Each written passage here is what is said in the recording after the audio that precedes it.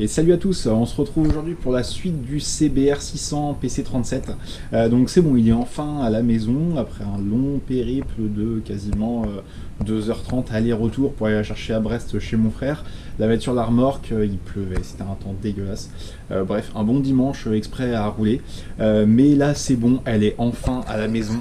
Bon, alors il a déjà tout dépioté, il reste déjà plus grand chose sur la moto, tout ce qui est poli, carénage, bon bah voilà, tout est en pièces, tout est dans les cartons. Bon, il y a pas mal de choses qui sont entre guillemets en mauvais état, il manque des pièces. Bon, dans l'ensemble, ça va faire une bonne pistarde. Pour la route, il va y avoir un petit peu de taf. Les polis sont pas en si mauvais état que ça, mais bon, ça a été un peu mal fait. Vous voyez, au niveau de la bulle, bon bah c'est pas percé en face. Enfin, il y a pas mal de petites choses à reprendre. Tout ce qui est niveau route, et ben j'ai 3 couvre-réservoirs. 2 garde-boue, 2 face avant, enfin il y a pas mal de pièces. Il y a pas mal de pièces aussi manquantes. Tout ce qui va être le sabot, les cale-pieds passagers, enfin voilà, il y a pas mal de petites pièces qui sont en moins. J'ai le pot d'origine, ça déjà c'est pas mal si je veux continuer à rouler sur route avec le contrôle technique qui arrive, donc ça c'est pas négligeable. Après sur la moto, et ben là je vais commencer à faire le démontage grossier entre guillemets de la moto pour évaluer un petit peu tous les frais, tous les remplacements que je vais devoir faire sur la moto. Bon, il y a des choses déjà que je sais où je vais pas avoir le choix. Au niveau des demi-guidons, donc ça se voyait pas forcément très bien, mais là sur la route, la moto était droite et je voyais bien qu'il y avait un guidon qui était plus bas que l'autre. Donc ça déjà c'est foutu. Donc j'étais déjà parti pour mettre des bracelets différents, donc ça confirme bien mes craintes, donc ça c'est bon. Purge de frein complète parce que bon bah là c'est hors d'usage en termes de liquide de frein. Tout ce qui va être derrière, refaire un peu de connectique. Parce que là ça a été ni fait ni à faire, enfin ça a été massacré un peu à droite à gauche, il y a des cosses qui sortent un petit peu de partout. Il y a pas mal de vis qui sont manquantes, donc là pareil, pas mal de boulot à refaire, des vis à remettre, des vis à enlever parce que bon c'est soit pas les bonnes, soit des choses comme ça. Des pièces après avoir en état de gravité, j'ai le bras oscillant. Ici il y a un POC à l'intérieur du bras, donc on voit bien qu'il est enfoncé. Je sais pas si tout le bras oscillant a bougé ou quoi que ce soit.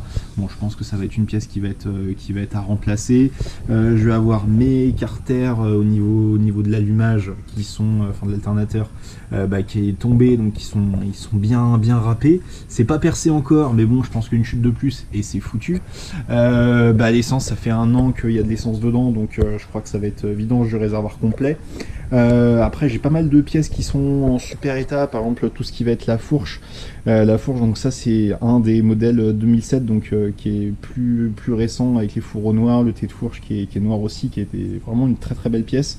Le compteur, bonne surprise, il est pas cassé parce qu'il était bien marqué, mais au final il est en bon état.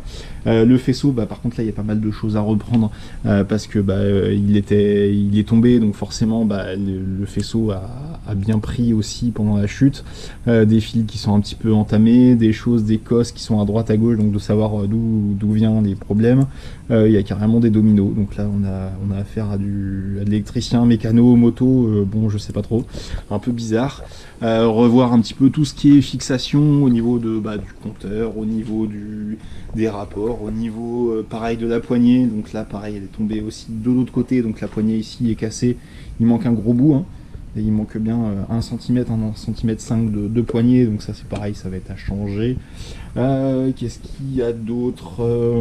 Les commandes, les 4 pieds, on voit bien que là c'est pas droit, c'est comme ça, c'est pas dans l'axe, donc ça va être changé je pense par des commandes reculées.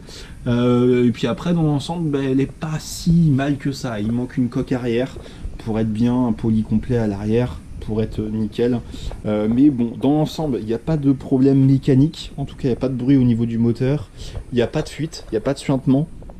Là je l'ai fait tourner pour la faire monter jusqu'à déclenchement du ventilo ce matin, elle est bien passée jusqu'à 104, déclenchement du ventilateur, il n'y a pas eu de de surchauffe ou d'anomalie de température. Donc ça déjà c'est un bon point. Et puis bah, après ça va être du démontage. Donc bah, là il n'y a pas le choix, hein. Faut mettre les mains dedans. Au moins ça va me faire un beau projet pour l'hiver. On va avoir le temps de préparer tout ça pour la saison prochaine. De toute façon, je ferai des vidéos au compte-gouttes dès que je reçois les pièces et l'avancement petit à petit. S'il y a des possesseurs de PC37, je suis friand d'informations sur le passage des câbles ou sur des informations éventuelles de problèmes liés au modèle. Là, le moteur apparemment a déjà été changé de ce que j'ai compris. Donc à voir combien il y a de kilomètres, parce que là au compteur il me dit qu'il a que 15 000.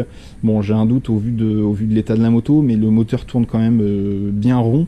Donc à voir dans le temps s'il y a vraiment un problème là-dessus ou pas.